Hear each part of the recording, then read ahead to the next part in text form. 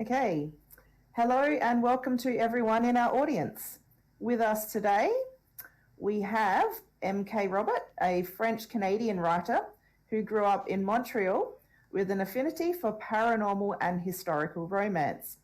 She's a Norse Pagan stay-at-home mum of two. She started writing as a teenager. Being a writer was always her dream, and 15 years later, she finally made that dream come true with her debut novel, The Siren, Seduction, with co-writer Maggie Bonnet. Hello and welcome, M.K. Robert. Hi. We also have Minnesota-based romance writer Frankie Page, and she has been writing and dreaming up stories for as long as she can remember. For the longest time, her primary outlet for her stories was screenplay writing and theatre. Now she enjoys writing and reading a vast variety of romance genres. Anything from small-town steamy romances to the dark and depraved, she loves it all. When she isn't plugging away at her computer, Frankie enjoys lounging around her house, watching horror movies with her alcohol husband, Mini-Me, and 3 cats. Yes, 3. Hi, Frankie. Hi. Okay, and I am Lelia Starla, author of steamy romance and thrilling fantasies. Today we are talking about second chances romance. For those of you who are watching in our live audience, please stay tuned because we will be giving away a book bundle at the end of this broadcast. This prize includes your choice of one of my forthcoming paperback releases. You can either pick Undeniably Wrong, a steamy love story, a forbidden love story between a woman and her husband's brother. Or you can grab a copy of Winter's Mother 1, the next entry in my paranormal romance series, both of which have strong second chances themes. Neither of these books are available to the public yet, so you'll be getting an advanced copy. Would you like to plug your contributions, Frankie and MK? So I'm actually going to be giving away an ebook of my recent novel, The Shield and Axe. It's a historical romance, MMF with possibility of growth. So I hope you guys are going to like it. Sounds awesome. My newest release, camera weirdness. Want You More. It's the third book of my More family series. It is out now, and they can each be read as a standalone, but a secret trope within it that is not revealed until you read it is that it is second chance. So if anyone's read the More series, they know how exciting that is. Awesome. And yes, I have started reading that series, and it is awesome. So I do recommend. Okay, so would you like to tell us about the second chances dynamics you have woven into your stories? Sure. So when I first started writing with Maggie, we wrote Siren Saga. So the first 2 of that series, one of the characters is an alcoholic, and he is terrible. And the way that he treats the main lady is very awful. And at the end of the first book, he actually completely crushes and destroys her to bits, even though she saved his life. And so in the second one, it's all about him trying to get back into her good graces, even though she has no intentions of giving him a second chance. She doesn't want anything to do with him because of the things that he said to her, which I'm not going to spoil. When you read it, it actually broke my heart because I was the one who wrote that part. And it broke me as I was writing it. But yeah, it was actually pretty awful. But if people get to to read it, it's actually heartbreaking. And in the second one, it was mainly about him trying to make it up to her. So we stretched it out through 2 books so far. Yeah, I could definitely relate to that heartbreak when I was writing a very emotional scene in Winter's Maiden 2, basically where I break up my protagonists so that I can set up for that second chance later. I was literally crying as I wrote that. So yeah. That's one thing I've noticed that people don't seem to know is we actually cry when we write these moments, and we're just like, yes. why am I doing this? And it's like, it needs to happen. Yeah, for sure. It's funny. I've going through my books. I've actually realized I've wrote more second chances than I've realized. I mean, my first book was a flat out second chance. Forevermore, small town romance. You know, young love separates for a decade. He comes back, and it's, you know, a little bit of groveling and trying to get things back together. And then, as I mentioned, in this third book, you find out that this enemies to lover dynamic is also a bit fueled by a second chance opportunity or situation. But then I even have a novella that I always forget I wrote because it's, you know, small thing. And I love it. Like, I love the book, and it's so cute. I wrote it for my group, but one of the dynamics of that, it was actually, so to clarify here, in my reader group, I told everyone, throw any and all story concepts at me, and I'll put it all in one book. And one of those was Second Chance, along with several other things like ninjas. So it's a super cute contemporary novella that I really love, and I always give it out for free because, you know, I just wrote it for fun. But there's that one, and then I was even thinking about what you were just talking about with your book, how, you know, you broke them up in book 2 and you have a second chance going later. Well, I just kind of really realized that even in my own Dark Paranormal series that I'm in the process of wrapping up, I kind of do the same thing.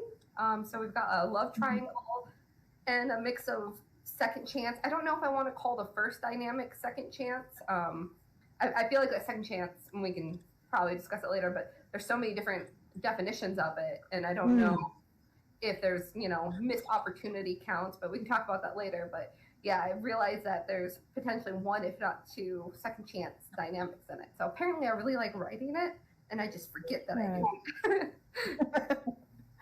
Yeah, so I mean, this is probably a good opportunity to talk about some of those different types of second chance as well. So, like, what are some of the other approaches that you've enjoyed reading or writing? So for second chance, the other one that I enjoy is having them be very close, and it's actually like your best friend that betrays you and does something. And it's not always the the character that's very sweet and gentle. It's sometimes the person that it's not always the person that's really mean that does all of that and then has to get the second chance. It's the best friend or someone you're very close to that ends up like betraying and crushing your heart to bits. And it's like, whoa, I trusted him so much. What just happened? So that's the other one that I really like that I'm actually thinking about. There's another book idea I had, but you all know how many ideas you can have in one. But it's also another one that I was wanting to write about. But yeah. I do like that, and that was kind of what I was thinking with the other one. So in my Dark Paranormal, it was a missed opportunity. You know, basically, he saw her at a New Year's Eve party, he thought she was the most magnificent thing you'd ever seen. I don't want to give any spoiler, like too much spoilers, but basically, long story short, he was looking for her. So like, he knew her, she didn't know him, and he was going to approach her that night, but he kind of got a little bit of cold feet. Someone else swooped in. So then he just kind of lingered as a friend on the sidelines for a while. And I'm like, you know, and I feel like part of that does fit into the second chance scope, because at least in a way for him, he's been very much in love with this person, watching her in love with other people, and in that friend zone, kind of waiting for that realization. But I think, and I found this, I was trying to find it before this meeting, but I couldn't find the definition, but a long time ago I looked up the definition of like second chance romance tropes. I mean, the primary thing is like a previous love connection or failed relationship, something along that line. It could be like a one night stand to a full relationship. But someone had talked about the dynamic of second chances being two people who came from very broken relationships, separate relationships, but very broken relationships, and finding second chances within each other. And and I love that dynamic. And I know a lot of people don't classify that as second chance, but I really feel like when you look at it, it really is a second chance for them. Maybe not second chances with each other, but they are taking these second chances at love. Yeah. That's kind of my own life story with my my love life, to be honest. But yeah, so I definitely would classify that as second chance as well. Yeah. And I would love to see more authors exploring that particular type of second chances too. Technically, I wrote one, and it was after the second Moore book. So apparently, like I said, I really love second chances. I just don't realize it, and I didn't classify that one or ever list it as a second chance because it seemed like a lot of people didn't talk about it as a second chance. But when I really do look at the relationship that Cassie and Robbie had in that book, for me, they were both second chances. I mean, Robbie's was an older relationship, but I mean, he was with a very manipulative, abusive, like verbally woman. And then you had Cassie, who had went through a string of bad relationships, some of which went as far as to be even physically abusive, and was basically done with it all. Like, she was trying to start over, start fresh, and get something new. So I definitely felt like, you know, in a way, they both got a second chance that neither were looking for, like neither were trying to find it. I wonder what our audience members think. Would you consider the protagonist coming from separate, dysfunctional, broken sort of relationships and then finding each other and actually having that second chance at, you know, a real loving relationship? Would you consider that a second chance romance? So yeah, just let us know in the comments. That'd be great. So what drives you to write these stories? So that one is actually super personal for me. Yeah. My life is actually kind of like a second chance romance. So my husband and I were actually like childhood, like teenage lovers kind of thing going on. Yeah.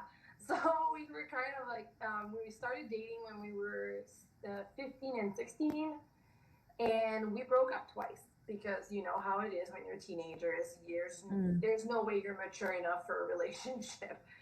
So it kept on going like that. But for some reason, even after 2 years of not seeing each other from like the age of 18 until 20, we always had that flame for each other, and we kept on always being like brought back together.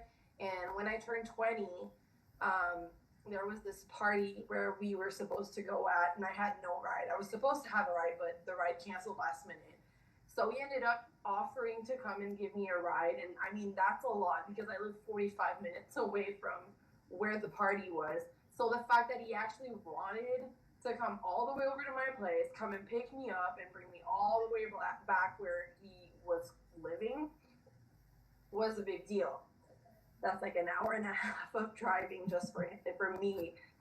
And we never ended up going to the party because we ended up just like laying down on my rooftop like a crazy rom-com like movie from the 90s, just talking all night until midnight. And we were like, oh my God, did we just ditch that party everyone was really excited for us to go to? And we ended up going like, you know, a lot of bad words, but then we never ended up going, and he spent the night on my place. Nothing happened, but it was very sweet of just like laying down and falling asleep and waking up the next morning like, okay, you're still here. I was not dreaming. This was not a drunken memory. We're good. So yeah, so since then it was like always I love bringing a little bit of my life and a little bit of myself into everything that I write. That being one of Awesome. them. Yeah. I love that. It's a beautiful story. And it's real. That's what makes it so much better. It's like 100% real. It's completely crazy. Whenever we tell the story, it's like people are like, "Nah, you're making that up. You're not saying the truth. That's like too much." After 2 years of not talking or wanting nothing to do with each other, you guys find each other again? No. And now we've been together for 11 years. Well, congratulations. That's absolutely amazing. Thank Yeah. you. Yeah. What about you, Frankie? What drives you to write these stories? I think it's the element that, at least for me, but I feel like a lot of people can relate to this. It's the what if. Like, my spouse is not a second chance, but I feel like there's a laundry list of boyfriends before him, especially like we just said, young. Nothing typically lasts forever, and you end up breaking up sometimes for the stupidest reasons. Like, they just don't even make sense when you're an adult and you look back at it, but you did. And I feel like a lot of people can relate to that what if, that what if you did randomly run into them a couple years later? Would you be able to forget whatever, maybe minuscule thing broke you apart that is completely irrelevant now and just pick up where you left off? I feel like, everyone, for the most part, has at least one, X somewhere in their in their history that they're like, I wonder what would happen if we would have, ever reconnected again. And I think that's why I like writing about it, that opportunity. Or, thinking about, there are people out there who have, had a failed relationship, and being able to see, like, maybe that's not the end of the world. Sometimes people need growth and time and opportunity, and 2 years, 10 years apart, makes a big difference. For sure. It does. Yeah, you don't realize just how immature you were in your relationships in your youth until you sort of look back and reflect on them, I think. And it's like, oh my God, I can't believe I was like that. What was wrong with me? But, when you think about it, it's that emotional IQ needs time to develop as well. And that really does help. Yeah. That is like the truest thing ever. Like, we thought that we were so right, and whatever was going on with us was like, we were acting normal. Now it's like, oh my goodness, nope. Yep. That's the drama right there. Yeah. And everything was the end of the world when, you're a teenager as well. So, yeah. It definitely is. And I mean, I had like, I will prephrase this. I was not looking for any like long term in high school. My parents were that quote unquote love story. They met over the phone because, it was the 80s. So they met over the phone, talked a couple times. My mom flew halfway across the country to meet my dad at a naval base. And like 2-3 weeks later, they were married. And, that whirlwind romance. And that totally failed. And, for a lot of reasons. But one of them really being my mom was 18, my dad was 20. And so, I had to live in that terrible marriage. So growing up, I was like, I don't want to fall in love. Like, teenagers aren't meant to fall in love. Teenagers are meant to just have fun, experience it. So there's a few boyfriends that I probably cared about, but I was like, oops, I care about them. Let's break up, because I can't care about you, because if I do care about you, we're just going to fail and it's going to hurt. So let's just stop this now before either of us get super invested. And I think that's where I like that second chance opportunity, because I do sometimes think about those situations, like, what if I wouldn't have been so, anti the relationship, anti-love? But then I think about, too, I absolutely adore my husband, and once again, I wasn't looking for him, but there he was. Yeah. Maybe it all worked out, at least got the experiences, but it's really curious to think about. But definitely maturity is the point. Yes. And I think that commitment phobia aspect is definitely something I've seen written into these tropes as well. And when done well, I think that is a really good way to set up the second chances as well. Yeah. Do either of you read a lot of second chance romance by other authors? I have one of my favorites it's by Tia Louise, and it's I have to look up the title now. I completely forgot. I want to say it's Wait for Me, but it was such a sweet second chance romance. She, was her brother's best friend, military. He was there for a summer, and then he went away. And, they had that summer whirlwind romance, and then he went away, and some stuff happened with, the military and PTSD and issues like that. And then several years later, he comes back around when he's mentally better again, and they have that second chance. And it is such, I was crying through half of the book. It was so good. Now I have to verify that title, because I know it was I want to say it was Wait for Me.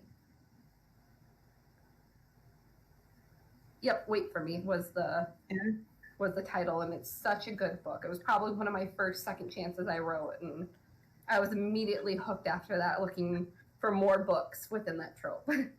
And the author was Tia Louise, did you say? Yes.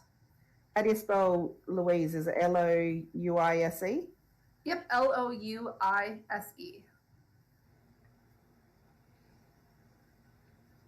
Yeah, I'm a huge sucker for Brother's Best Friend, so that was the first thing that pulled me in.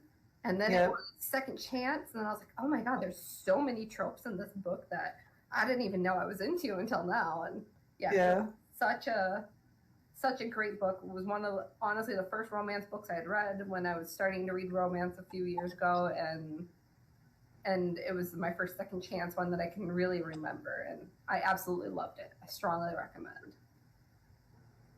I have to add that to my TBR. Yeah. So I've noticed that I read a lot of second chance romance. Maggie Bonnet, who's not here right now, she just published her new book, In Death We Part, which is going to turn into a second chance romance because of some of the stuff that happened at the end. She's really good at it too. It's kind of scary how good she is. Yeah. There's also, of course, Caroline Peckham and Susan Valenti. Most of their books all have second chance romance because of all the bullying that they have in their series. A lot of them do things that is unforgivable, like in Kings of Quarantine, Saint, and how he burns her letters.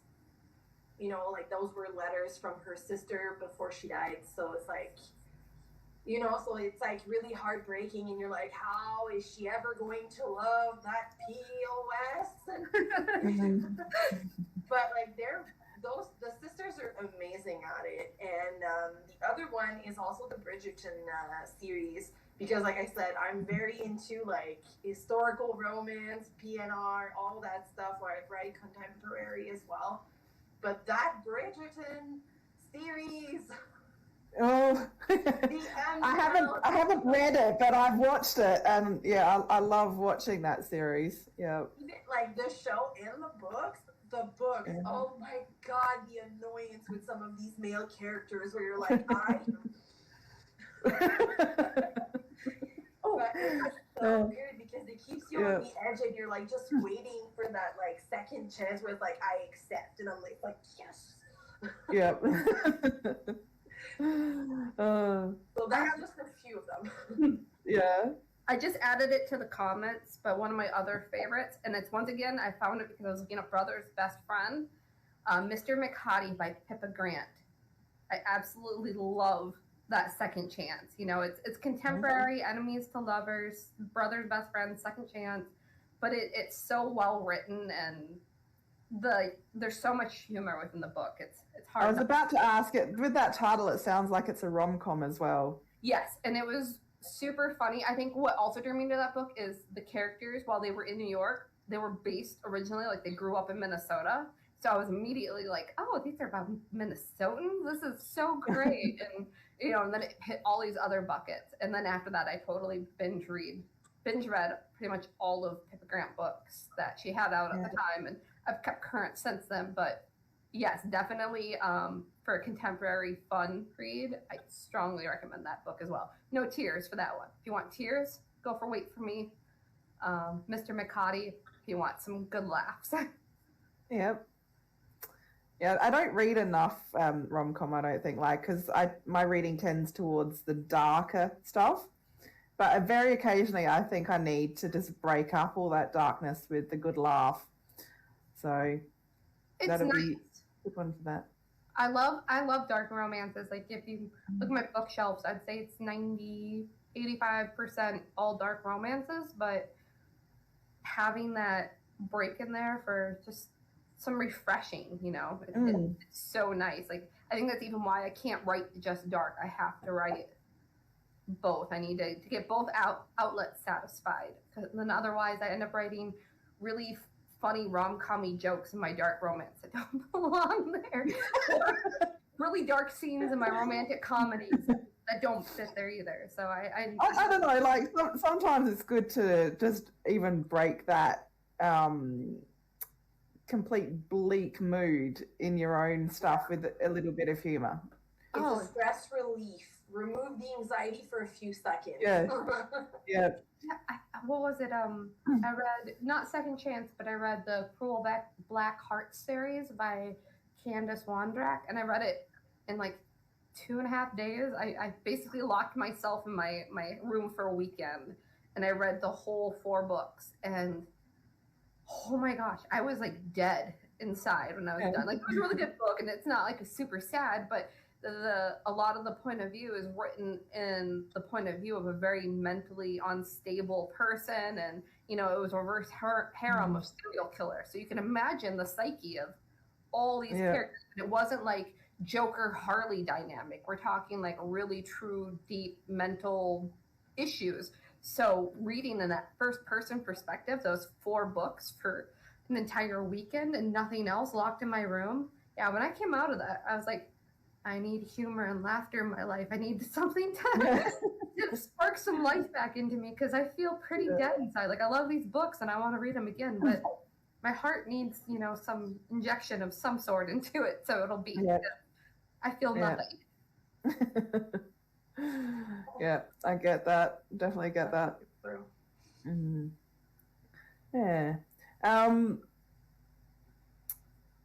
I'd also love to see what the audience have to say about my next question, actually. What is it about this trope or theme that you enjoy reading?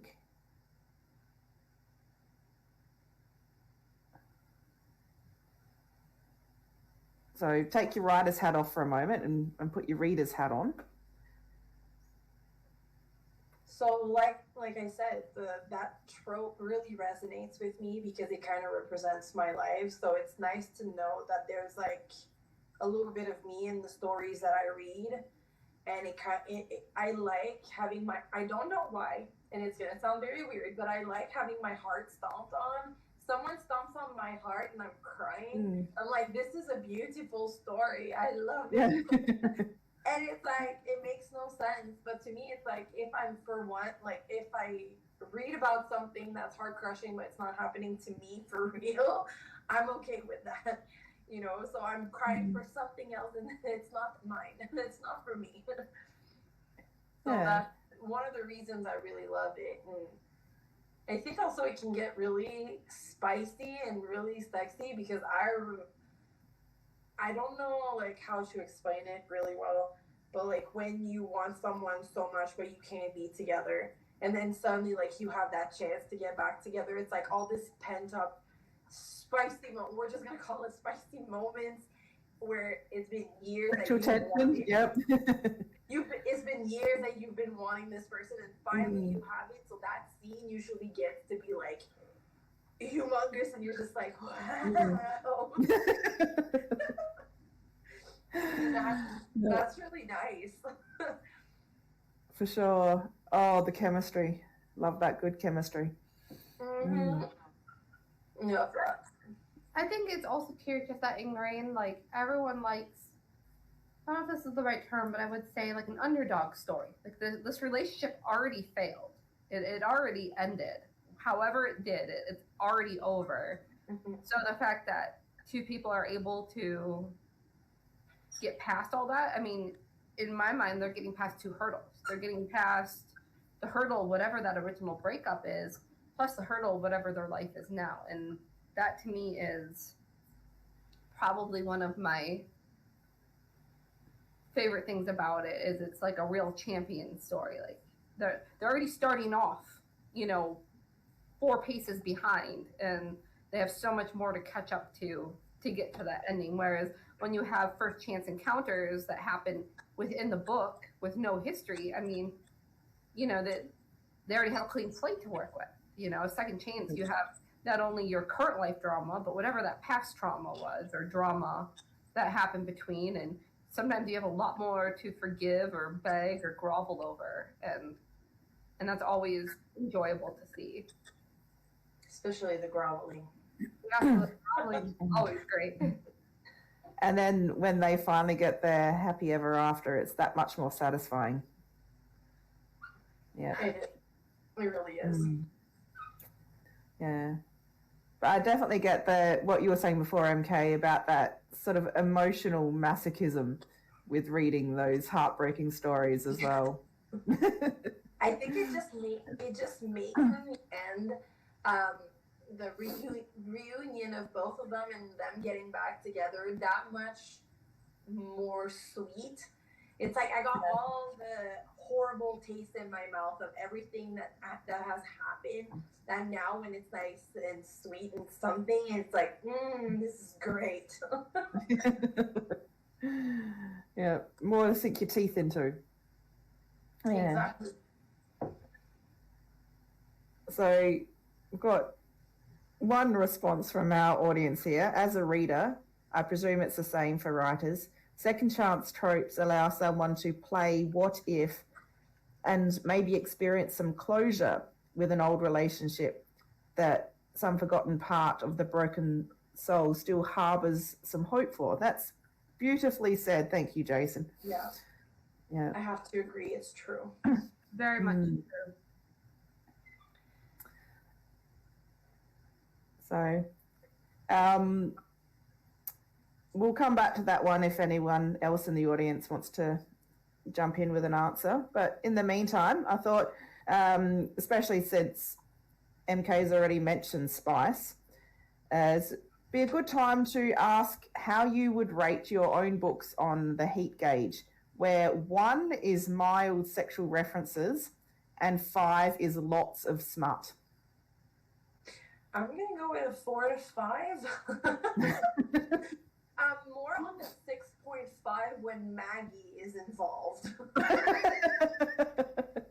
Maggie is tremendous. When it comes to like smut and spice, she is the queen. Like between both of us, like the reason we mesh so good when we write together is because we both have our very like special skills. Her skills, she makes those smut scenes so real and so sexy that even I need like ice cubes.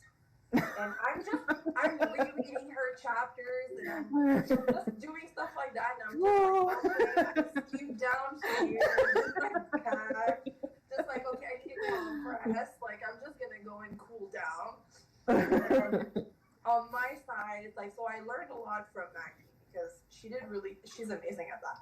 But on my own, I would say more a 4 or 5, depending, because I don't shy away from them.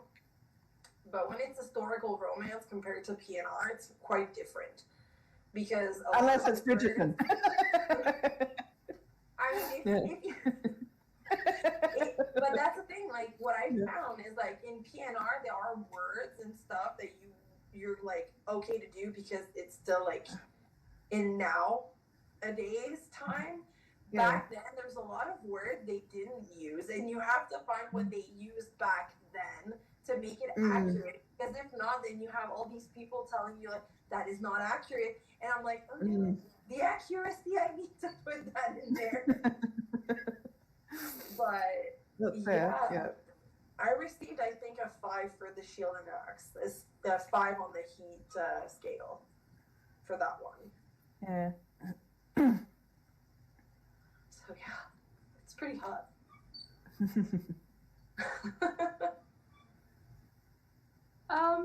I'd say for me, it depends on the book. I do have some ones that I'd probably say are more in that 3, a lot of tension, but there's probably only one sex scene. But that's my novella, so we're working with 15 to 30,000 words. So, but if you add too much to them, then you're basically just erotica. So you've got to balance. But in my full length, I would say 4 to 5. I was just laughing because you're talking about the ice cube. So this is what I made and gave everyone for my newest release as a famous while they're reading. That's awesome book swag. Because I definitely say in my newest release, Want You More. So I have to laugh because if anyone's read my books so far, except for the novellas, they don't count. So in my full length, so sex probably happens within the first 5 to 6 chapters. It always does, for Forevermore, it was, like a grieving situation.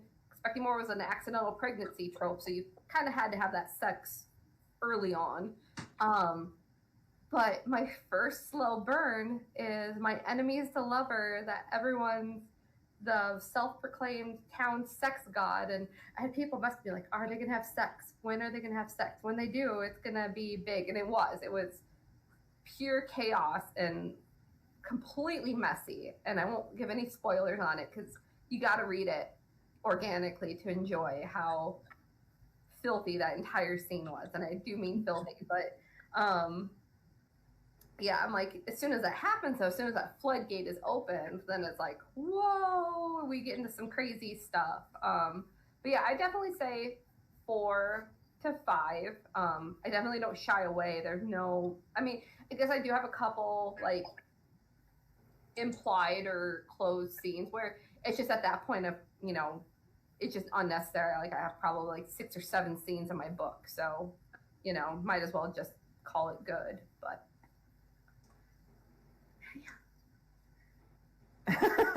just noticed Jason's comment. I'm about to steal a book swag idea. Yeah, probably. It's so great too. So sorry, I just got to show this off real quick. But only people got my book box. So you see here, it's patterned with people like stick figures doing sexual positions. Oh wow! Enemies to lover. It says, fuck Jake Moore, and then the other side says drenched. Oh wow! If you ever get the book, this was literally a last minute. I was making it as I was packing the boxes to get ready for mail out, like, because we were talking, and one of my ARC readers like, sending me like panting emojis, and I'm like, and she's going like this with her gifts, and I was like, hey, if only I would send a fan with my book. So that was a fan for your fans. Yep. I was like, this is probably the best swag I've ever made for a book at this point. Yeah. That is amazing. I've told people to make sure to drink a lot of water. Keep a bottle of water by the nightstand while reading. For all purposes. We don't want to get dehydrated. Oh, yeah. I think my own books have sort of ramped up in heat through the series as well. Like when I first started writing, I didn't really know how to write sex scenes in a way that wouldn't just come across as completely awkward. Like I needed more time with my writing and probably also more exposure to reading higher steam content just to get a grip on how to do it. So like my very first book probably would have been about a 2 or 3, I would say. And then, with the latest one here, undeniably, I would say this is most definitely a 4. So I tend not to write 5s because as a reader myself, I prefer to read stuff that is a lot more plot focused, and that the sex scenes need to actually relate to the plot and not distract from it. But it's not that I am particularly shy about reading or writing this stuff. It's more just the way I like to enjoy reading fiction. Yeah. No, I agree with you. I mean, I'm all for smut. Like, I love it to death. But I've read some books sometimes where I was like, you know, this chapter they did it, and then the next chapter, oops, she tripped and falled, and they're doing it again. And then the next chapter, you know, they're doing it, and then I'm like, okay, like I get they're doing it a lot, but like, where is that story? Like, I'm very much, I need my plot. Like, you know, if I want to read erotica, then I'm going to read it. But if someone's not advertising or classifying it as an erotica, I'm expecting that plot. You can't have, you know, 6 of 10 chapters be nothing but, you know, a sex scene. And I know some people like it. That's just my own personal preference, where I've read some books, especially like really long ones, that I'm like, you could have probably cut 50,000 words from this book. You would have just not had them have sex every other chapter. And it became like boring too. It wasn't even interesting. It wasn't a special circumstance. There was nothing creative. It was just, you know, oops, I saw her boob, let's have sex, you know, or, you know, oops, she's mouthed off to me, I'm gonna do this. And like I said, I'm all for it, but there's eventually a point where I'm like, okay, yeah, I get it. They have sex. Congratulations. Yeah. You know, what else is going on in their world? Yeah. Yeah. So I think for the higher smut authors, it would probably be a tricky balancing act of plot and smut. Well, you see, like I was saying, like I got a 5 heat for my my book, The Shield and Axe, which I wasn't expecting, because I didn't know like why they would give me a 5 when it wasn't every other chapter. It was like, okay, there was maybe 5 or 6 spicy scenes, but I also had 110,000 words to the book.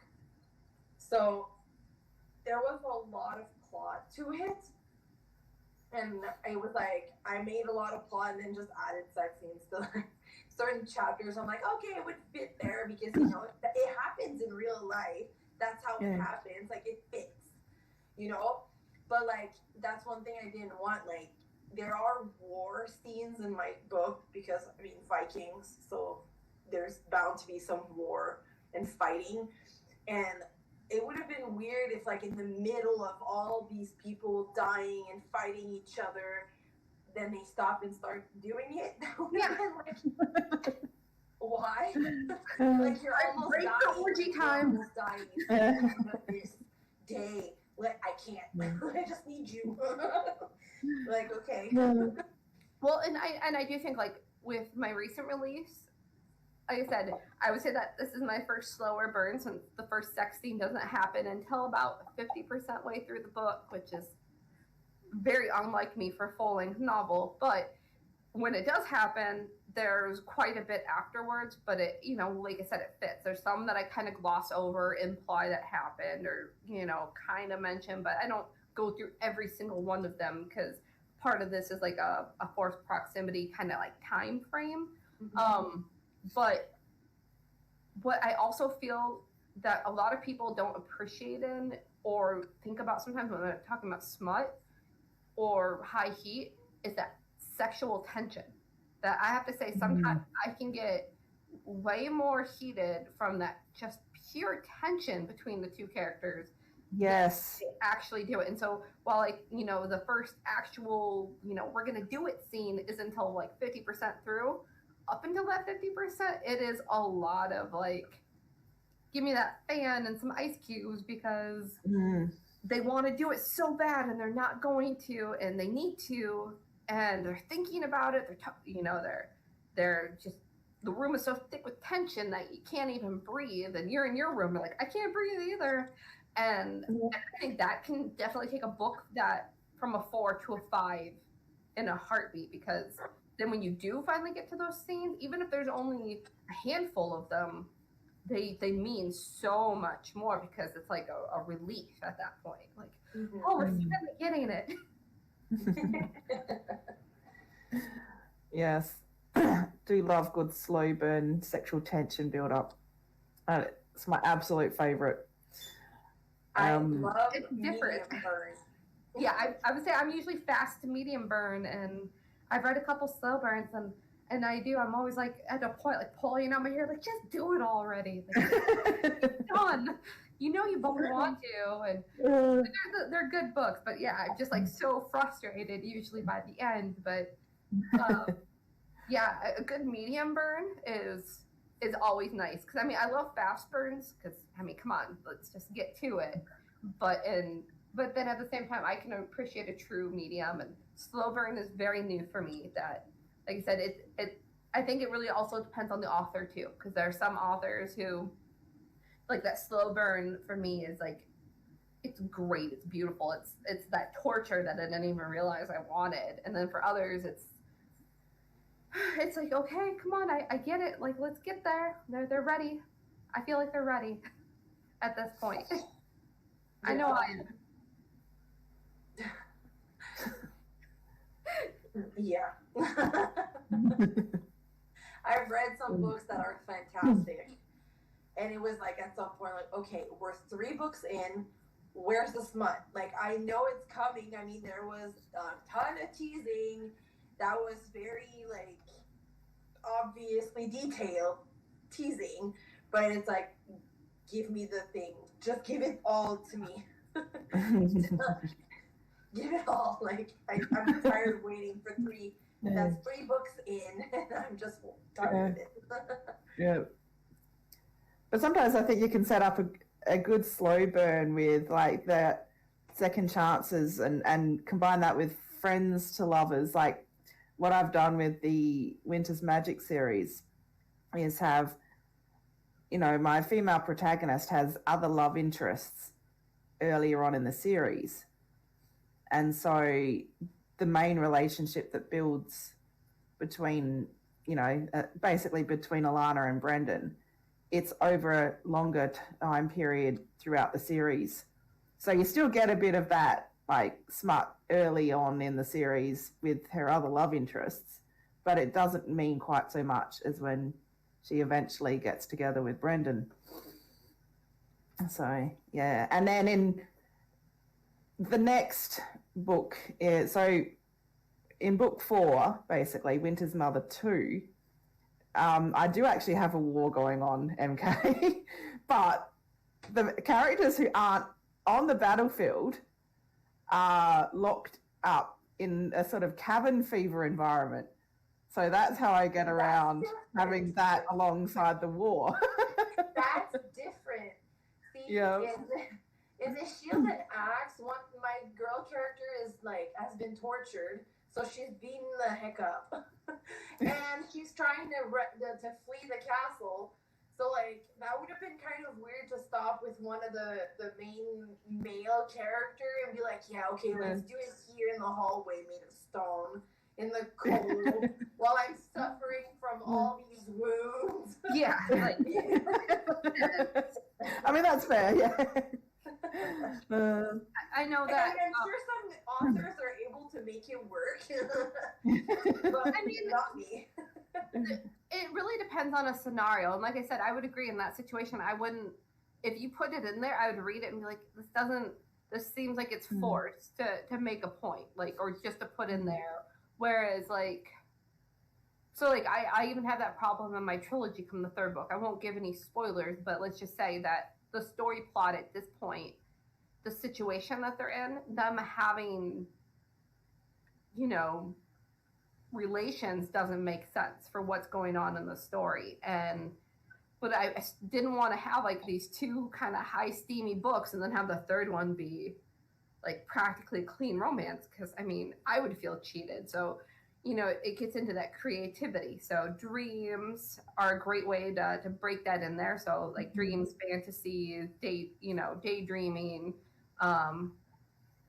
things like obviously someone injured, you can't do, like, a self-pleasure scene, because I don't see some girl half-beaten just locked up somewhere, like, oh, well, here, I know it'll take off some of my stress. Like, you have to be real characters, but that's always a nice way that I've found when you have a situation where it's completely unpractical for a character to have anything, but the dream, I feel like a lot of people forget, like, that dream or fantasy moment that, like, you need to have it, because even in that novella that I told you about that I kind of forget I write sometimes, you know, the actual anything between them didn't happen until like the very end of the book. That was the conclusion of the book, is that they finally got together.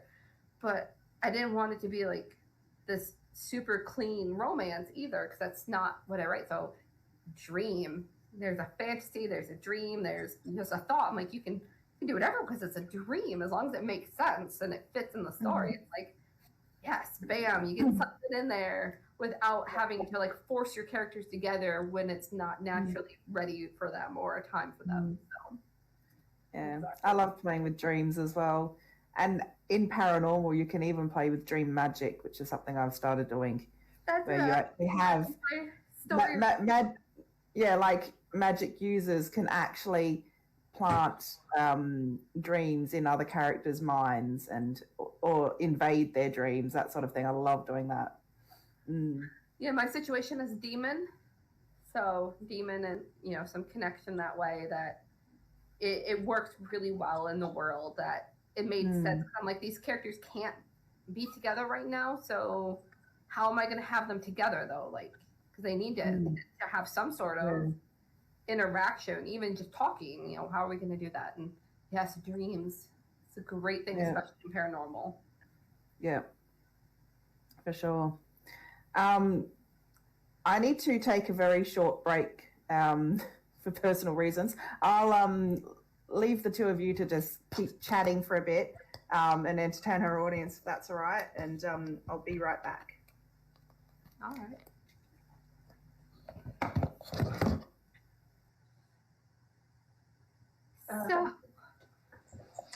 So what do you have planned right now? So planned. Well, right now I'm finishing up that trilogy, which will be my first paranormal dark trilogy. Then after that, I have a contemporary romance that I'm working on. That's a spinoff of my More series.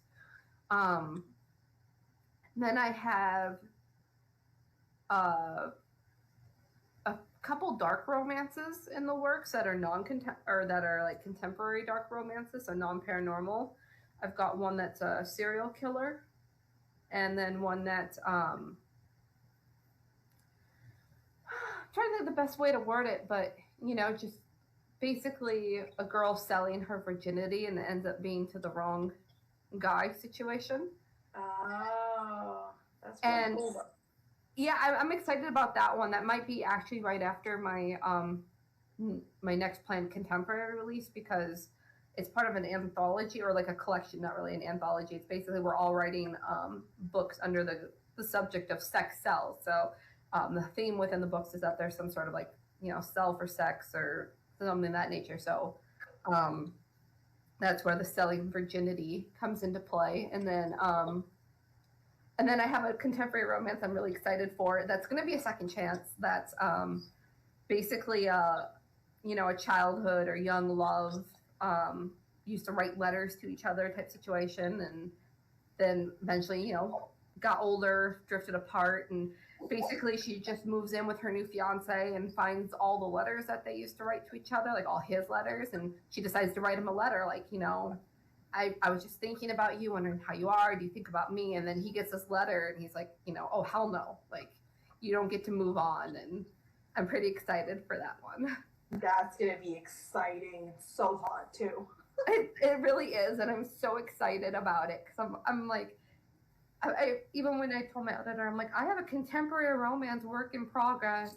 She's like, really? A contemporary that's not part of your series? I'm like, yeah, I know. Isn't that odd? She's like, that is. She's like, it's going to be such a complex story that it's going to be fun to write and read. So I can't wait to honestly dig into that. And then I have my first dark fairy tale retelling that I was so excited for. It's going to not be any magical elements. I decided to remove that. So it's going to be retelling of Rapunzel in a mafia situation. And that's going to be part of a collection with through Quell Fox and several other authors, and it comes out in April 2024. I'm so excited to write this. It'll be my first mock. That's gonna be amazing. I'm so excited. I even have the blurb written. Like, that's how ahead of this book I am. Oh my gosh, that's amazing. That's awesome. So yeah, so for me, it's I actually have in 2024, I'm part of a series of book where it's villains, and I'm going to be writing something about Medusa, so a retelling of her. Ooh, that sounds it's awesome. going to be kind of second chance, because if anyone knows like the story of Medusa, like she got really like messed up when it comes to love interests and stuff like that. So it's going to give her a second chance at love. There's going to be a lot of terrifying horror in it, and it's going to be pretty great. I also have my second book coming out from my Viking series. That one's actually going to have a second chance in a way that he had a chance at in the first book, but he never made us move. And in the second book, he actually gets the chance to make the move. Oh, nice. So I'm really excited for that. I'm actually writing it right now, which is kind of like, can't believe I'm like getting to do it right now. And the other thing I have planned, it's called, I actually work like on kind of a little bit of the name, but like I was going to call it The Rip. It's, the world is completely ripped apart. Paranormal creatures and humans are living together, but the main character knows that she's paranormal, but she can't find anyone else that's the same as her. And she has no idea where she comes from or what's going on. It's going to be an MMFF. Okay. With probably another M as well added to that. So it's going to be a reverse harem, but one of the harem members is actually going to be a girl, and she's going to be human compared to the rest of them, which are all going to be paranormal creatures. So I'm actually pretty excited about that one. I started outlining it already. It's going to be kind of like a paranormal contemporary, like end of the world kind of thing for afterwards. So I'm very excited about that one. That one sounds really good. Like, I love marches so much. Yeah. So it's going to be a bit of like if I could explain it, it's like a little bit like Shadow and Bones mixed with The Witcher and mixed with time. So I'm very excited about that one, where I'm just going to be mixing all the stuff that I love, and it's just going to all come together. I'm very excited. Definitely. That one sounds really good. I'm going to have to keep an eye out for that. All right. Sorry about disappearing on you before, but all good now. Yep. I kind of took a teeny tiny break earlier too. My husband was like knocking in the door very softly, like, I need the children's monitor. Aww. So I had to go open the door for him so that he could get that. Yeah. Yeah. Okay, so what were we up to? So I think we're on, how did you get into writing romance fiction? So a little bit of my my intro said it. When I was 15, I actually started writing like these little kind of fan fiction, like, because you know, as teenagers you have these shows or these movies that you love, and you fall in love with like the main male character, and you're like, oh, I would have loved to be like having this beautiful romance with this male character, like these two characters of that movie. So I would start writing like little fictions just for myself, and then I would keep doing it, but then after that I would start like doing my own stories for myself, and everyone was like, oh my god, MK, you're so good at this. Why aren't you writing a book? You should really write a book. Like, it's amazing. You're so good at writing. And I was like, no, I'm not that good. Like, it's just for fun. It's just for me. And yeah, so when I met Maggie, we actually met over Facebook. We've never met face to face, and that was like pure coincidence. And we started talking, and I was like, hey, Listen, it's kind of weird, but I have a really good idea to write for a romance. And it's like kind of this idea I got from watching a series. But what if sirens were actually women that were thrown off a ship, like in time of storms? Because back then, men were very, what's it called? Superstitious? Superstitious, exactly. So they were very superstitious, right? If there's a woman on board, it's bad luck. So you get rid of the woman so that the bad luck goes away. So I was like, what if they find a woman?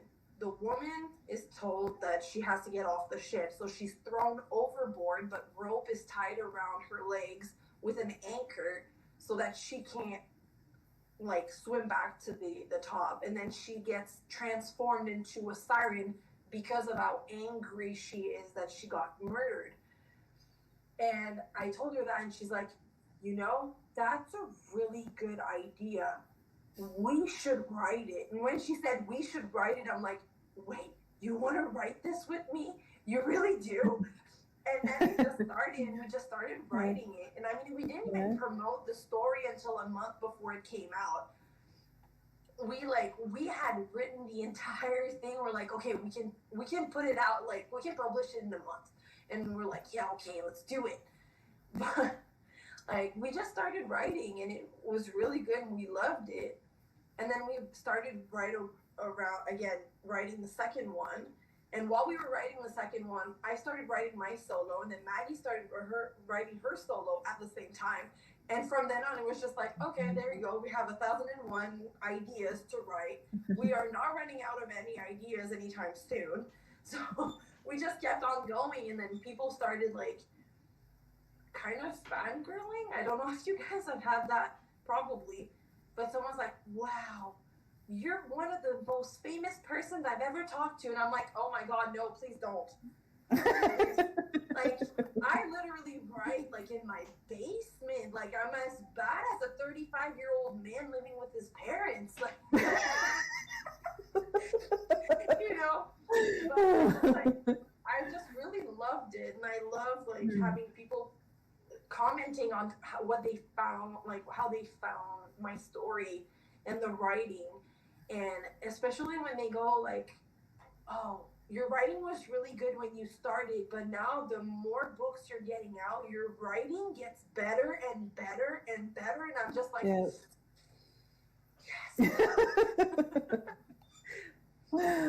Oh, yeah, I think that is definitely normal for all writers. And the more we do it, the better we get. Oh yeah, I love that though. It's being able to read little bits that I've written like at the beginning and being like, oh, that was really good, and then going to my book now, and I'm like, what the hell, did I really come up with that? And it's like, yeah, you did. You're onto a good thing when you enjoy actually rereading and editing your work. Yeah, well, I despise editing, but I enjoy what the end looks like. Yeah. So how did you get into writing romance fiction, Frankie? So this is going to be really, I don't know, probably a terrible thing to admit, but except for like in school where I read some Jane Austen and stuff, I did not actually read any romance. I hated the whole genre. I blamed it for, let's get back to that immature child mind. I blamed it for my parents' failed marriage, that my mom wouldn't have read so many romance books. She probably wouldn't have ran halfway across the country and married the first guy she met. So, yeah. And my cousin constantly falling in love. She was like a huge romance book junkie. So I just blamed the genre. I saw it as the problem. And so my writing, and with moving, I found all these old stories that I wrote, in my early, like 10, 12 to 20s, and they're all like murder mysteries. Some of them are like teenage woe stories, because that was something, I didn't have a very good childhood in teen years, and when I got older, I started writing about like a lot of the bad stuff that had happened. And like, I don't know if in where you guys live, but if you have like Lifetime with those teenagers who are doing sex and drugs movies, that was like a lot of what I was writing. And then I stopped because I realized that making movies, especially like here, it's impossible. Like as a screenplay writer, that unless you know the right people, your best hope is maybe that you sell your book or your script to someone and they just file it away. And if it ever gets made, it's going to be made by someone else that's more famous, and it'll be barely a semblance of what you wrote. So I gave up. And then after my daughter was born, and I was so bored. I was so bored with TV that I've watched the same show so many times, and I just couldn't take it anymore. I was scrolling through Facebook, and I saw this promo for some shifter romance. And the little clip just got my attention. And I was like, oh, this sounds good. I'm going to read it. I can read it on my phone and hold my baby. This is perfect. And I'm like, and then all of a sudden it was like bells going off, like, oh, this is so amazing. And like I said, I started reading all these books, and then I started looking into, well, how are these people making these books? Like, how are they being published? Because my thought was like publishing, like, are they submitting it to these people and people saying, yep, your book can go out in the world? But then I found about the self-publishing, and I'm like, I could actually do this. So it was immediately like, you know, I can write again and do all this and get back into that career. And yeah, I was like, and I love romance now. Apparently, I love romance. That's all I'm reading. No more murder mysteries for me. And I still read them, but you know, and I love the fact that with romance too, you can do that. You can have a murder mystery and a romance. You can have a paranormal and a romance. You don't have, like, I feel like if you write a murder mystery, you're so bound by the confines of murder mystery that you can't deviate too much from it. But in a romance, as long as the romance is the overall story arc, you can have a murder mystery going on, or, you know, hunt for a serial killer, or, you know, this whole paranormal world, a story or retelling. And like, this is fascinating. So, yep, that's how it is. I literally, 30 years old, decided to start reading a romance book and fell down a rabbit hole of reading for about a year. And then I was like, I want to write. And my favorite trope is brother's best friend. So that's the book I'm going to write. And that's all I have. You know, I don't think it's that uncommon to start getting into reading romance at the age of 30. Like, when you look at the statistics, right, the majority of people who read romance novels are women over the age of 30. Right? And like, for myself, I was reading horror and thrillers mostly as a young reader. Like, I started reading Stephen King when I was 12. All right? I went straight from Babysitter's Club to Stephen King. Yeah, I pretty much went to Stephen King. That was my impression. Yeah. So, you know, like, I did discover a bit of historical romance in high school, especially like Jane Austen and Gothic novels, because that's something that, you know, spoke to me. And also I got on really well with my English teacher, and they were her favorites as well. So that was really my first exposure to romance, but I didn't read much more beyond that until I was 30 either. So, yeah. It makes me feel better. I know people I talk to, they're like, oh yeah, I'm stealing my mom's, you know, romance novels when I was 8. And I'm like, I had no interest. Like, I'm not saying that I didn't have, you know, romantic interest until a later age. I mean, I think my first boyfriend was probably like 11 or something, but but as far as like reading or watching romance, I had no interest. Now, if it was still, like, I love Buffy. Obviously, if you watch Buffy, that's a romantic trope. But there's also so much going on within that world of Buffy that it didn't feel like romance to me. Like, it wasn't until I was in my teens that I was like, ooh, Spike. You know, like, you know, who cares about this whole vampire slaying? Let's talk about Spike for a minute. That wasn't until I was a little older, but it's just, I feel like sometimes I talk to people and I feel so embarrassed because they talk about this long history of reading romance and these old books that they used to read, and I was like, nope, not me. And I think that's also too the way that books were written or changed. My mom's a huge romance junkie. She still reads romance, but she reads more traditionally written ones, you know, third person point of view, the older story arcs. And I don't think that ever really appealed to me very much. I really like the first person change. Like I do read third person because if it's well written, I don't care what the book is. I will read any book. But I love getting in the characters' heads and feeling like I'm part of them.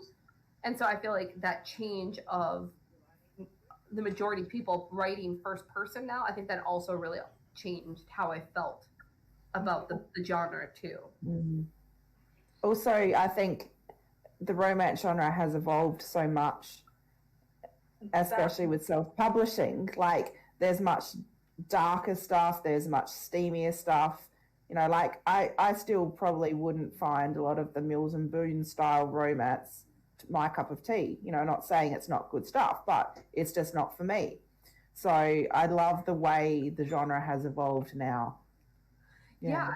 I feel like that with the self-publishing, that really did open the doors because, like I mentioned, with movie scripts, Hollywood, they have a requirement. Like, you know, indie world for movie making, it's a lot more open.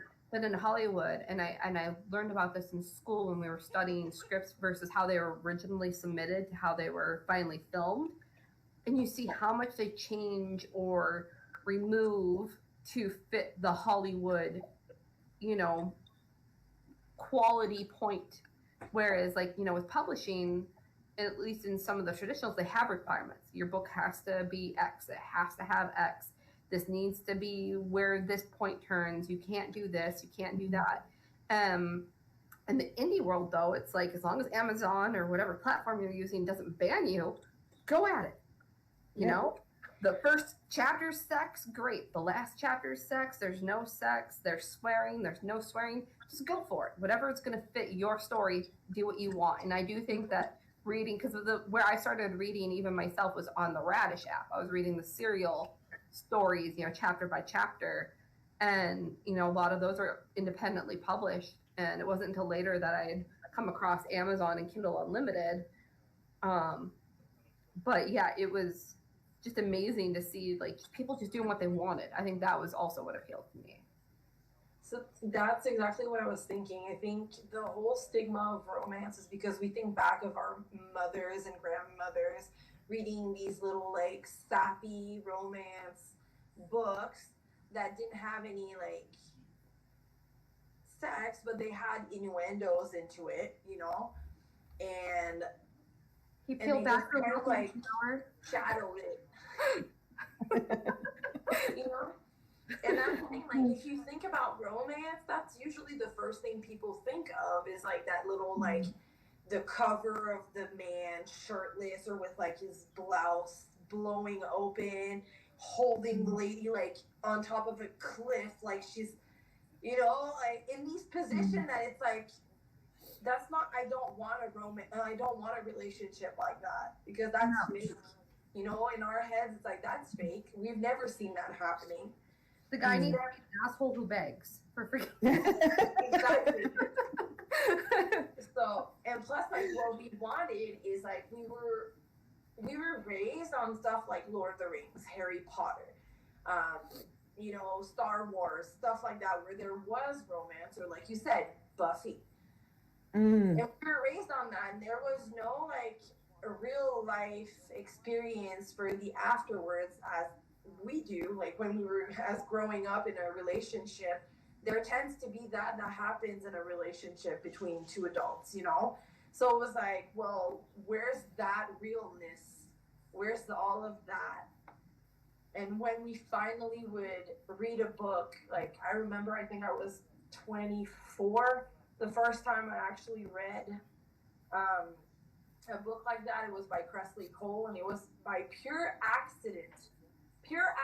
I saw it here it's called Chapters. It's Barnes and Nobles for the US, but we have Chapters, and I was going through the books and I'm like, oh yeah, I want something fun that's kind of like, you know, vampires, werewolves, stuff like that. It's fun, right? And I saw this book and I was like, oh, that looks really good. It has a vampire who falls in love with a human, and it's 15% off. That's even better for me. So I grabbed the book, I bought it, I sat down and I started reading it. And when we got to one of those scenes, I was like, what am I reading? And I was like freaking what am I reading? But slowly I was getting really red, and I was like, oh. And I had my book, and I remember it's my husband, I was with him, and he looks at me, he's like, are you okay? Like, you've been reading this book, and you keep on, like, getting really red, like a tomato? Are you all right? And I'm like, yep, I'm good, I'm okay. I'm okay. And that changed my life forever, because I was like, I always wanted something that was paranormal and not just an adventure, like a very platonic adventure with barely anything. And then suddenly I had it, and I was like, okay, this woman is a genius. You know? But it was just like the beginning of a lot of things. I think I could say the same for Anne Rice for me, and opening my eyes to paranormal romance. You know, like she classified her books as horror, sure, but there was some really hot, steamy romance and chemistry between her characters as well. And even if it wasn't the full things, because I remember, I think I read Interview with the Vampire, and there was no SDX, but it's just like I don't know, it was the tension and like the way she like detailed the biting, almost like it was that. I was like, I've never wanted to be bitten so bad. You know? Did you ever read the Mayfair Witch series though? That was hot, super hot. Highly recommend. It's actually funny, but like I didn't read that series because I never knew about it until recently. When Anne Rice, like the news of Anne Rice's passing, which bless her, when it happened, I started looking up all her books because I wanted to reread all her books in her honor. And so I started with Interview with the Vampire and so on, and I kept on going, and then I was like, wait a minute, and then I saw like the list for all the other books I never knew existed because I was completely in love with her vampire series. And when I saw like the witches, and I was like, oh my goodness, it's gonna open up a whole new like Pandora's box. Here you go. Yeah, I remember reading that series when I was a teenager, and I was, wow. Just it's actually like, fun. She was the first author that actually answered my emails. Oh, wow. So I actually sent her an email once when I was like much younger, so I couldn't tell you where the hell that email is. But I asked her, like, do you have any advice or tips for someone who really wants to become a writer? And I remember she sent me a message, and she said, just keep writing. Just never stop writing. Just keep writing. Even if you think it's terrible, just keep writing. And I was like, oh my God, she answered me. And I almost had a heart attack, and I was in my room as a teenager, and my mom's like, are you okay? And I'm like, Anne Rice just answered my email. And I was holding Interview with a Vampire in my arms in kind of like a shock. And I'm just like, she answered my email.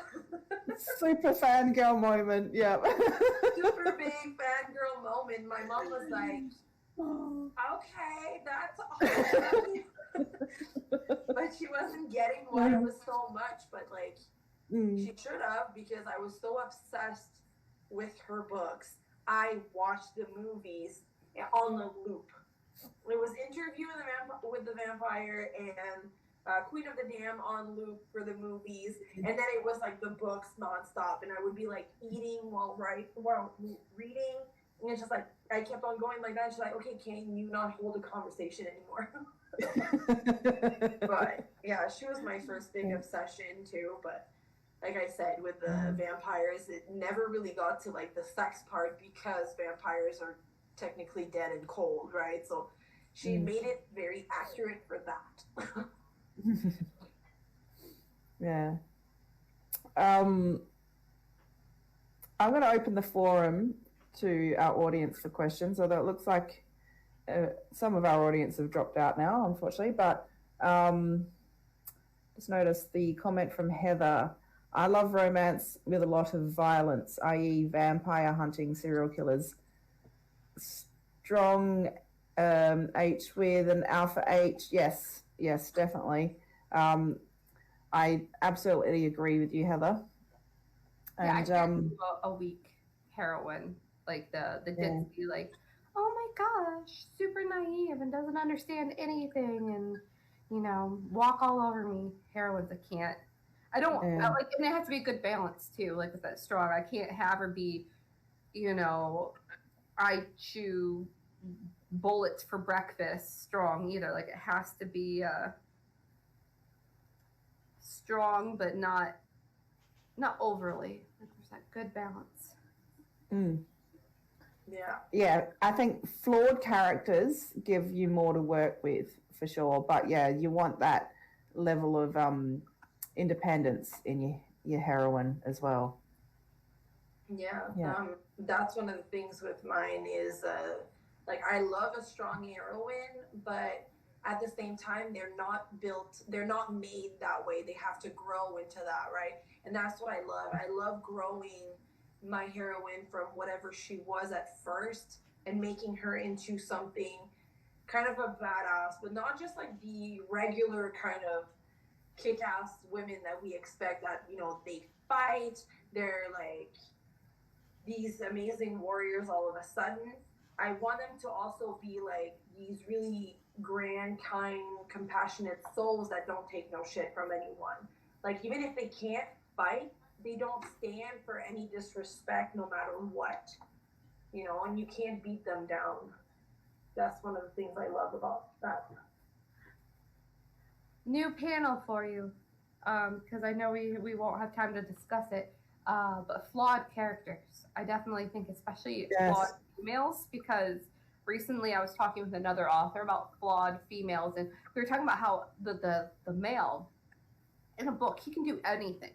He can be abusive, he can lie, he can cheat, he can steal, he can do pretty much almost anything short of maybe murdering her puppy. I feel like murder of a puppy is probably the only unforgivable act that a male heroine or hero can commit in a story, and you'll forgive him. He'll grovel, he'll beg, he'll do something, and you'll forgive him. But the female, she does anything. Like, she has any flaw or any weakness, like people vilify her. They're like, oh, how dare she have this flaw? How dare she be weak here? And it's so amazing, because I struggled that.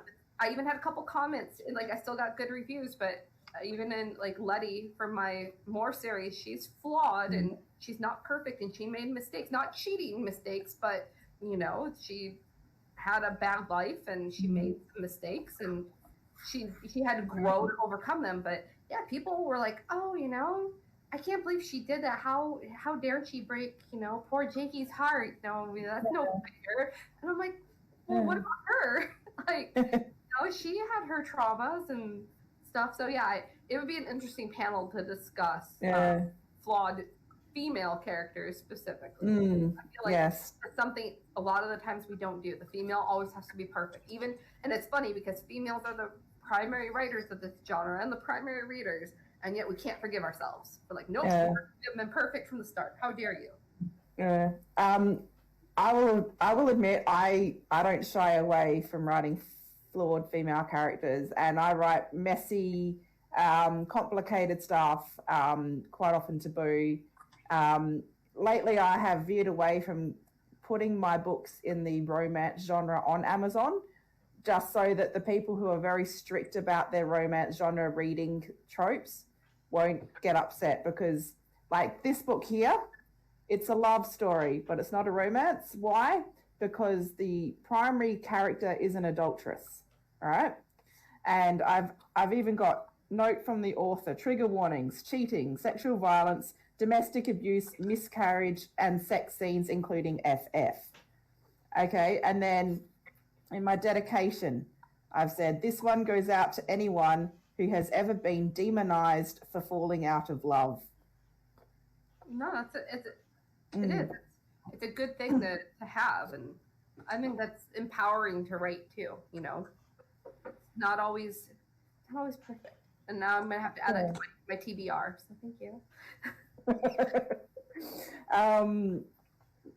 So while we wait for some questions from the audience, I thought this would be a good opportunity to do some readings from our books. Now, I know MK doesn't feel comfortable like this, and that's absolutely fine.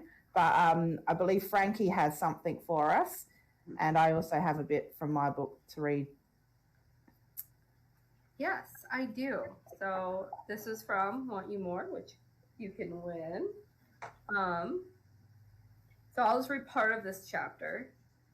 Where's my starting point? All right, so it's like half of this chapter, so hopefully it's not too long. We'll see. But a little bit set up for this book. And I'll just explain, because this is the start of, or this is about halfway through chapter 4, so not super far into the book. To explain the kind of little bit of the setup here, the female Letty, her apartment was destroyed by a tornado, so she is now living with the male Jake while she sorts her life out at this point. This is like the day after the tornado, so just as an explanation. Footsteps descending down the stairs have me tucking away the paper. It's probably best for everyone if Letty doesn't see it, at least not yet. She has enough on her mind as it is. The last thing she needs is to wake up to her name printed on the front page in black and white. I'm surprised she's up this early. Letty and mornings go together, as well as orange juice and toothpaste. Oh, she skids to a stop at the threshold. I glance at the woman herself, now standing in the kitchen's entryway. Overall, she looks good. She always looks good.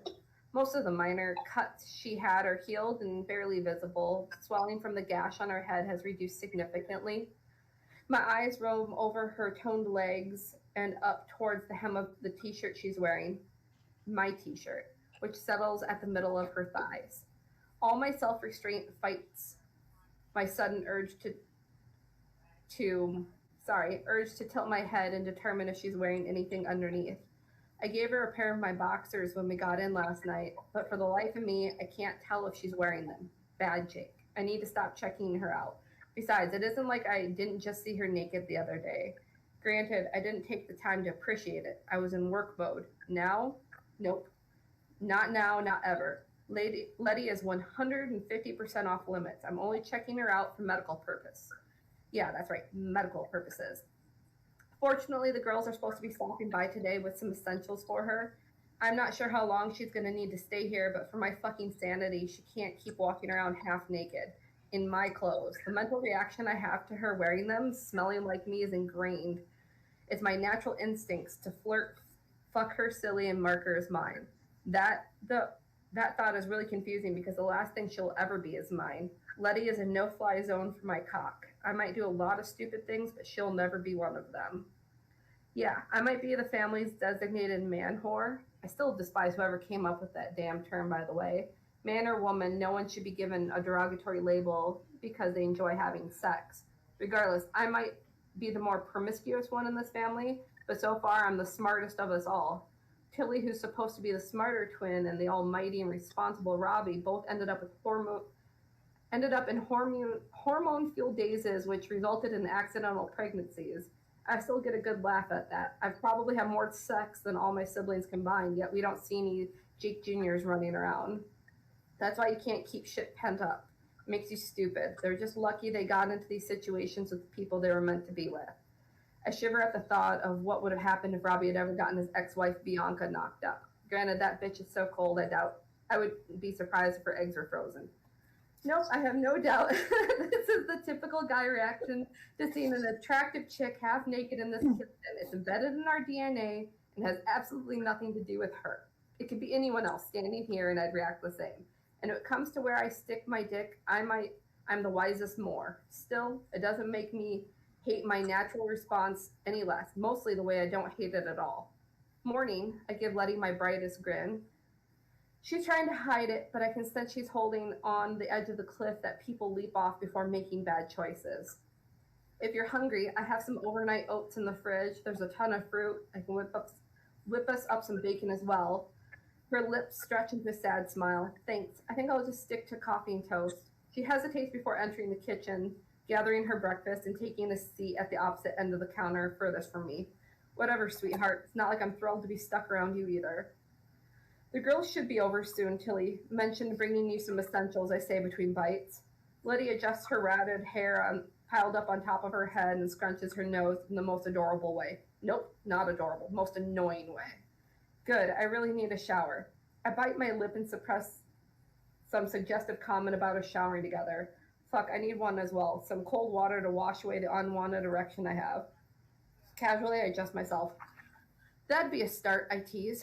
I'm rewarded with Letty's signature eye roll. Good. This is what she needs. We both need right now some normalcy. This is what we do. Provoke each other. Yeah, I can't wait to get the stench of Jake off me. Letty leans down and sniffs her shirt. Don't tell me you still use VOD. Crossing my arms, I let out a huff. No. Dukes, besides you're the one to talk. You've been wearing love spells since the junior high. She shakes her head. Whatever it is, I can't wait to wash it off me. If I wanted to smell like a tree, I'd roll around in the woods. The mention of the woods causes us both to blush, followed by a moment of awkward silence. This is why we can't spend time together without trying. We always end up poking at old foods, rekindling memories I, for one, wish to forget. Clear my throat, I glance at the time on my phone. Thank God it's 6 a.m. Well, as much as I enjoy your company, I say as sarcastically as possible. I need to get to the station. Getting up, I wince, and Letty studies me carefully as I grab my side. Are you okay? She asks, frowning. It's fine. When I walk past her, she reaches out and grabs my arm, then lightly presses into my ribs. Against my will, I groan. Fucking Letty. She lifts my shirt and inspects the large bruise.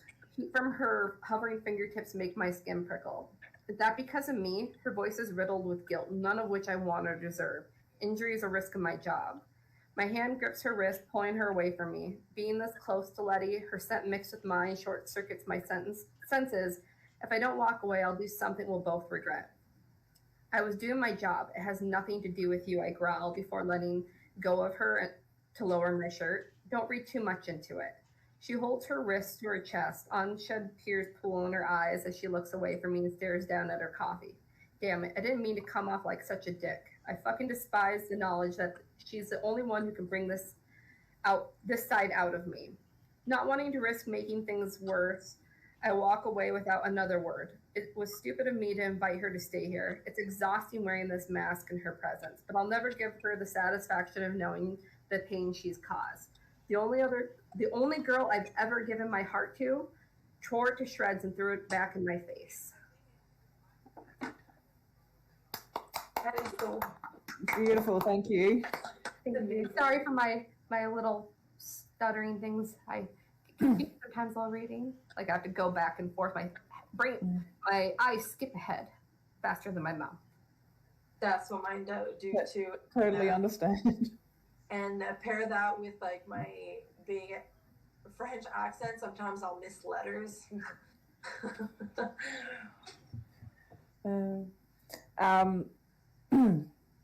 So I thought I'd read you a scene a little bit into this book. So still within part one, but for a little bit of setup, the character James, he's the male protagonist in this story, and he has a one-night stand in the first chapter with our heroine, Lucinda, and then he freaks out when he discovers that she was only 17 at the time, still, legal, but he wasn't quite sure at that moment.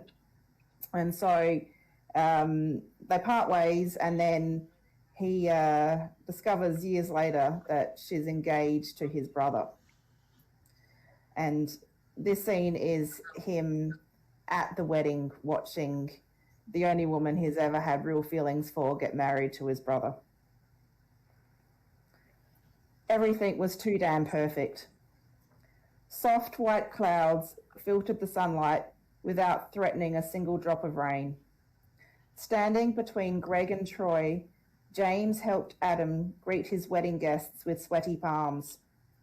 At least Lucinda had convinced Adam to have a civil ceremony, so they weren't standing in a stuffy church. The choice had disappointed both sets of parents, but it wasn't like the bride nor the groom had attended Mass in years. During a lull, Greg turned to Adam. I hear Lucy plans to wear those pearls I gave her. Indeed. I asked Becky what sort of jewellery would suit Lucinda's dress. She told me to go with pearls. I suggested Lucy use the necklace as something old and gave her a set of matching earrings for something new. I'm glad she's getting some use out of them. Something about the whole exchange did not sit right with James. Greg, when and why did you give Lucy a pearl necklace? Wincing, he realised how inappropriate that sounded. Greg snickered. I gave Lucy a strand of pearls for her 21st. My superstitious missus didn't want them anymore. Something about pearls symbolising tears. It's all bollocks if you ask me. When I researched their meaning, most sources claimed they represent purity and loyalty. A new wave of guests arrived, demanding their attention until the celebrant asked everyone to find their places. Savage Gardens started singing Truly, Madly, Deeply, and Rebecca strolled down the aisle in a long, dark red gown. Hearing Troy's breath hitch, James made a mental note to ask for an update on their situation. Lucinda's cousin Heather entered next, followed by Nicole. Then the crowd gushed as the cutest little flower girl with blonde curls strolled down the aisle, tossing cream rose petals across the red carpet. If Lucinda ever has a daughter, she'll look like that. The music changed to This I Promise You by NSYNC. Seated guests stood and their collective gasp mirrored his sentiments. The most stunning woman he had ever seen paused at the end of the aisle. Lucinda had outdone herself in the beauty department. A veil sat atop her mass of golden waves without masking her beaming face. She took a moment to survey the sea of happy faces. When her eyes locked with his, her countenance flickered, and she snapped her gaze to Adam, focusing on him as she strode forward with the confidence of a catwalk model. Layers of champagne tulle billowed around her hips, and the plunging neckline kept drawing his eyes. What would I give for another chance to touch her silky skin, to inhale her sweet floral scent while tasting her, to hear those cries of ecstasy. Indulging his fantasies with Arabella, the stripper/prostitute, over the last month had backfired. Rather than quell his thirst, the escort had stoked the flames of his desire for Lucinda. Beautiful. And this Thank is the you. new one coming out? Yes, this one's coming out in August. Yeah. So it is a prequel to Crystal's Crucible. So Adam is the hero in that one. And so you get to know a little bit of Adam's past and why he has issues with trust. And it's because of the fact that his wife cheated on him. So I've now gone back. I've gone back to write Lucinda's story. Why did she cheat on him? So, yeah. I just like to give the whole picture, you know? And All right. will Lucinda end up having the happily ever after? Or will it be... Yeah. So in that sense, it is a little bit romance because she gets a happy ever after with James. Okay. Yeah. It's just a little unconventional in the fact that, you know, there is the adultery aspect. And I know a lot of romance readers don't like cheaters, so yeah. Yeah, I know that can be a hard, like, I'll read, I love, I'm part of some, dark romance groups, and they're like, no triggers except cheating. So, or killing puppies. I feel like that should be a trigger warning as well. But it's like, yeah, I even feel like sometimes people will read so much, and then that cheating, that one little element, they're like, nope, won't do it. I don't care at all what you have to say. Anyone cheats, this whole book is over for me. Yeah. So, yeah. But yeah, that's why I classify this as women's fiction. And so, yeah. But I think anyone who has really gotten into my Phoebe Braddock series will probably forgive it, because it's generally these books are taboo, and I break a lot of the rules. So, yeah, if you've already read the first 3 books in this series, then this isn't going to be, you know, that much more out there than what you've already read. Yeah. I think it's important to break the rules for that. It's just, romance does have its own rules and so on. But I think if you really want new things, if you want, like, how can I say, like, everything, a lot of things have been written already. And the thing is, without a little bit of rule breaking, then it's just going to be the same story over and over. There's going to be some stuff that's going to be changed. There's going to be a lot of mixing around. But in the end, it's like always going to be the same thing. And I mean, to me, I like it when it's more real life. That stuff actually happens in real life. So even when it is paranormal, I find that having characters that are acting like actual humans, they make mistakes, they like, it's not going to be perfect. You can't have people that are perfect, because that's not real. And I hate that. I think we were so shown, like, Disney and, you know, the perfect man, the perfect woman, the perfect everything, where you get the perfect life and it's all love, and when you're in love, everything is perfect and amazing. And that's not what real life is like. No. It's not. You need something real, or else you start thinking that this is what you're supposed to have. Because I remember as a kid, I literally thought that if I had love, I was good. You know, like, my life would be perfect. I would be okay. And it's like, now I have love. Well, you know what? I also have bills. I also have, you know, chores. I also have, like, our characters clashing, me and my partner. And, you know, we have difficulties. Everyone does. So yeah. I like reading about that, because it gives me more to appropriate for me. Like, I can actually look at that and be like, you know what? I've gone through those things. That's happened. These things actually happen in our life. You know, and people can be mad all they want, but it does happen sometimes when you're being shamed for wanting to leave your relationship. So you feel like you can't leave it. And then you end up cheating. Some people don't cheat out of, I want to destroy them, I want them to be unhappy. They cheat because suddenly something's missing from them.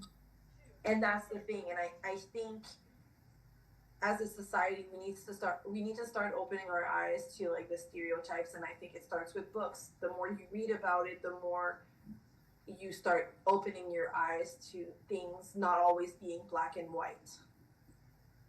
Absolutely. There's a huge level of gray in this world. And I mean, let's face it, everyone is fractured, cracked, you know, flawed. And reading or watching things about perfect people, it's completely unrelatable. It sets up a false expectation that, you know, the room should part when you find your one true love and everything's perfect, like you said, and that's not true. And yeah, I prefer the realistic. I like the flawed. I like the cracked. I mean, even cheating. I mean, I know some people, that's just such a hard stop for them, and maybe that's, you know, because of trauma, you know, with cheating, and that's, like, probably the easiest trauma for an average person to have. But I'd even, you know, thought to myself, like, you know, I'd been cheated on before, but it wasn't, funny enough, it wasn't a deal breaker, because, you know, was it cheating because of a situation, or was it cheating built up? Like, you know, was it one night at a party and, you know, maybe we had a fight before that and there was drinking and they just weren't making their best choices? Like, should they be vilified for one bad choice? Like, should everything that's been built upon be eliminated for one bad choice? Or was this flirting, texting, and building a secret relationship for months behind my back that escalated to cheating? Like, there's so many different degrees on that, you know, it happens. And for everyone, you know, cheating doesn't always have to be the end. Sometimes it's the awakening to a whole new beginning, you know, like the realization that you're in a flawed relationship that you're so unhappy from, that you have to step out. Maybe it wasn't the right choice or the right way to handle it. But once again, human, we're flawed. We make mistakes. Yeah. But that's exactly it. And like I was saying, it's just, as a society, we just want to look at someone and be like, they're either all good or they're bad. And the minute you do one bad thing, then suddenly you're a villain. And that's not how it is. I mean, I've done my own, like, amount of horrible stuff where I'm just like, I can't believe I did those things now. Now I'm like, I can't believe I did any of that stuff. Like, what is that? Like, that sounds like a complete different me. Like, it's not even me. And that's the thing. You can't, that's why I like it in those, in our books, how the people are actually real. And you can actually see, like, they're not all black, they're not all white. They have that gray area where you're like, okay, I really don't like this, but he is sweet. Or, you know, she's kind of snippy and kind of a, like, mean, but she's helping out with this stuff that's like very important. So it's like, to me, it's just books can change so many things. You know, it can change the world in a way. Yes. And I understand, you know, some people, for them, reading is the happy place and they only want to read shiny, fluffy stuff that makes them all gooey inside. But yeah, there's so much more out there, and a lot of us, we want to be reading relatable characters. Because we don't want to feel like our lives are weird, you know, like, oh, yes, all of this is happening just to me. No, like, if someone's writing about it, that means she's gone through it or she's seen this happen, so it's relatable.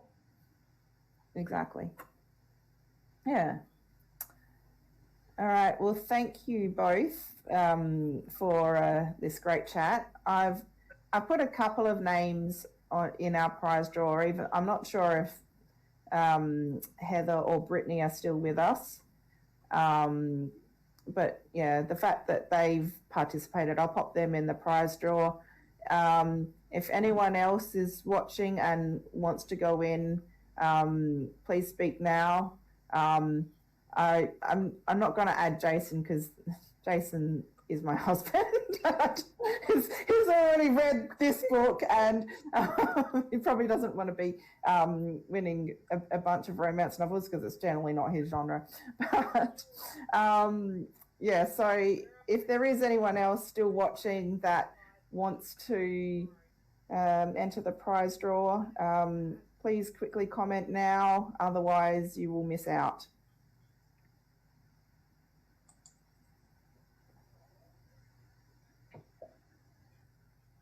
Okay. So 50-50 chance for Heather and Brittany here. I'm going to share the screen.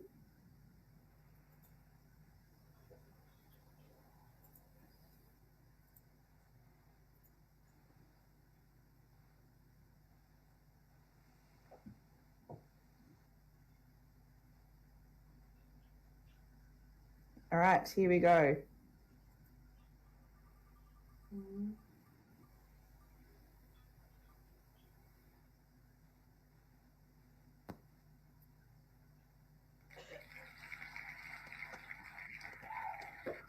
Okay, congratulations, Heather. You have won our book bundle. I'll have to figure out something else to give her. She has my book, so. Okay. I'll talk to her. She's funny enough, and she's my cousin, so she already has everything. I'll figure out.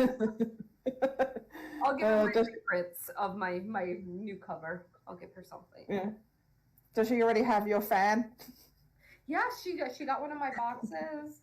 And I even gave her a reprint of the new Expecting More cover because I had that on hand. So she doesn't have Forevermore yet with the new cover. So I'll just give her that one. Second chance still. So yay on that. Awesome. Cool. All right. So I will get in touch with Heather and find her, get her details and send them through to you. And yeah, she will need to pick which of my books she wants to win. So thanks everyone for watching, and thank you very much to Frankie and MK. If you could both stay on the line, we'll have a short debrief after. Perfect. All right. Night. Bye. Bye.